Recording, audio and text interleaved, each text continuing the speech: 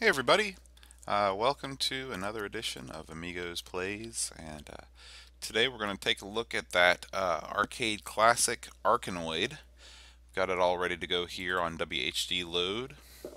So it says this is a 1987 um, port to the Amiga, which is pretty quick because the original um, Arkanoid came out in the arcades in 1986. So this was ported rather quickly.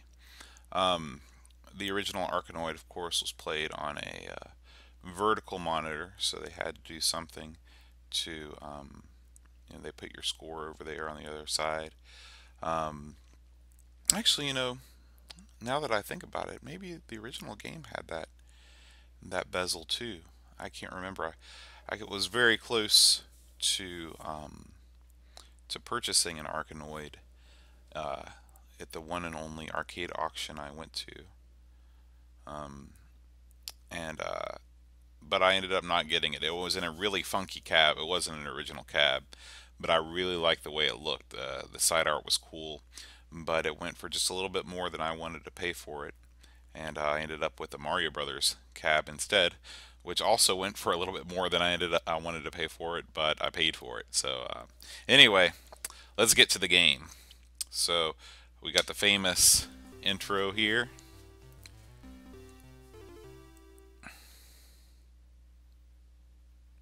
Only to be trapped in space, warped by someone. Alright, this is a mouse controlling game. It's a little bit, nothing can beat the paddle for any kind of breakout game. But the mouse is not bad.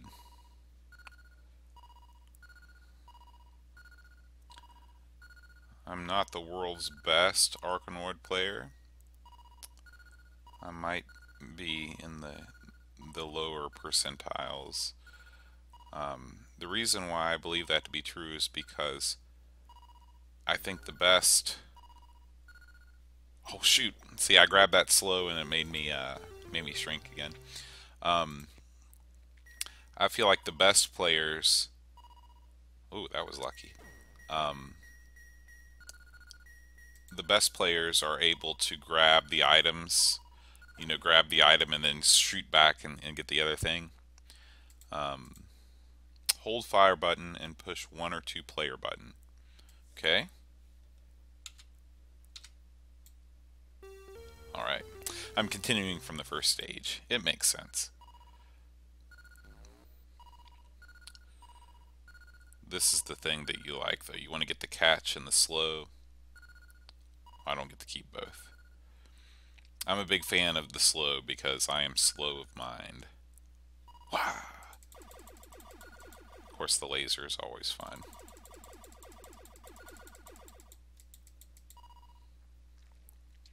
Seems like I always record these on snowy days. Of course, we've only been doing the show for half a year or so, so I guess half the time we've been doing the show it has been winter. But I don't know. Whenever it's snowing outside, I just really get the urge to play some Amiga.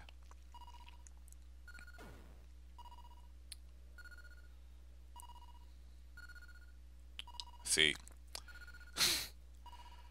that was not a pro move. Here's the catcher again. Okay. I first played this game on the on my Atari 8-bit on the 1200 XL, and there I got it on a compilation. There were guys in the back of Antic magazine that would say, "Hey, public domain software." Um, ooh, I guess I was taking too long to complete that stage. Um, and they said, send us $10 and a blank disc, or maybe it was just $10, and we'll put a bunch of public domain games on there for you. Well, I did that, and I wrote to the guy, like real writing, because this is before email, and I said, thank you for doing this. I'm just a kid. I don't have a lot of money, and he sent me a ton of games that were not public domain games. He sent me tons of extra discs that he totally didn't have to. Um, this is probably in the early '90s, well past the Atari 8-bit's life. But but I just remember he sent me a letter saying, like, here is a catalog of all the games that I have. Um, if you send me, it wasn't much money. It might have been $5 or something like that. He's like, I'll fill up, I'll put as many games as I can on here, just like list your order of preference or whatever like that. And so I sent him a couple more, I sent him $5 more, and he sent me some more games. And so that was really my only um, kind of mass copying that I engaged in. Um, it's amazing if you listen to the podcast You Don't Know Flack. Um, he's a the guy Rob. He was a huge Commodore guy back in the day, and he'd call BBSs and he'd have copy parties and all this stuff. And I was never really involved in that stuff, although my dad had a work friend that would copy stuff. And just like Rob says in his book in Commodore, um, people didn't look at it like it was wrong, or at least not as wrong as we do now. Um, a lot of times, mini games just weren't available.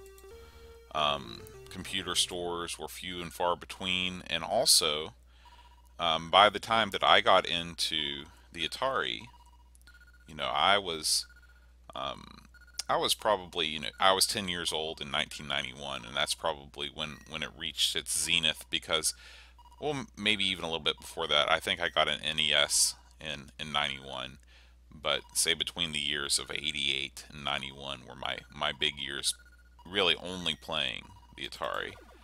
Um, and at that time, it was over. Um, Everybody had moved on to the 16-bit machines.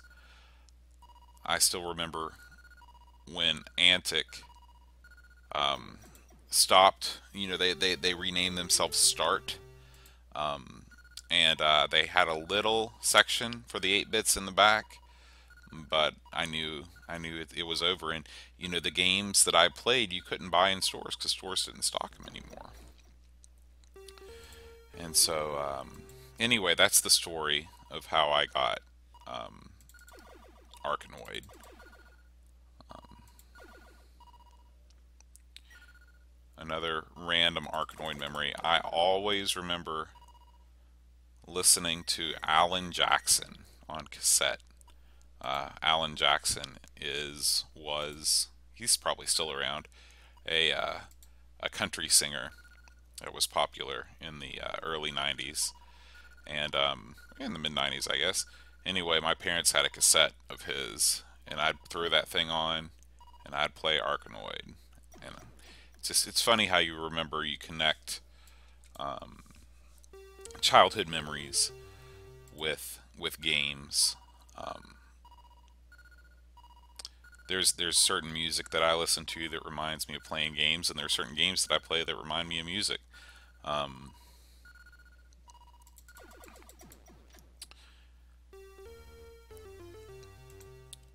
this is an excellent port, by the way. I mean, it is spot on. The graphics are sharp. All the power-ups are present. The speed is fast, but not too fast. One of these days, I'd like to complete the first level.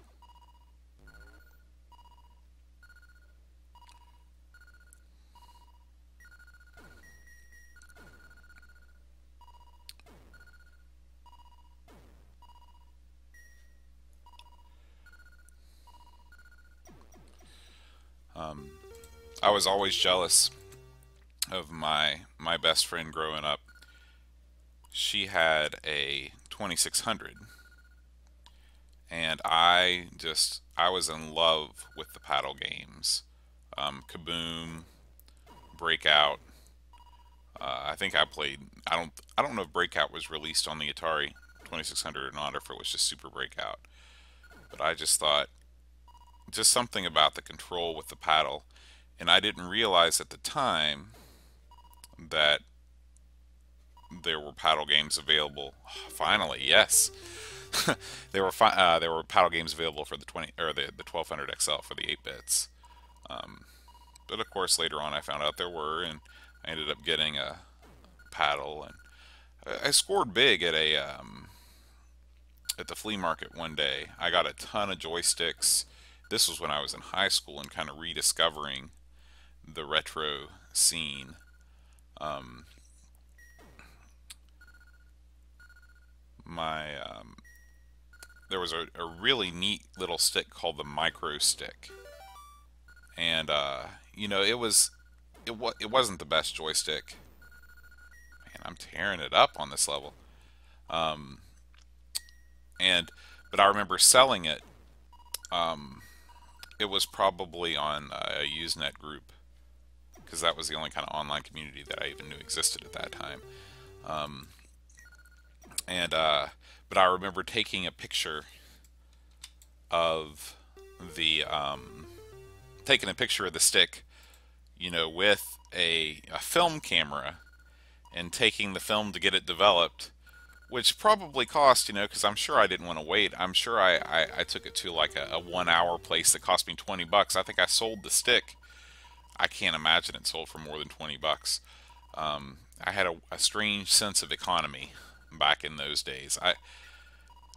It's funny, but I was looking at some of the pictures that I took on that same roll the other day, and I'm really glad that I took some pictures, because at that time in my room, I had the 1200 XL set up, and then my very first eBay purchase was a Mac Plus with a hard drive, a bunch of discs and everything, and overall, those, of course, back in the 90s, they were going for way less than what they go for now.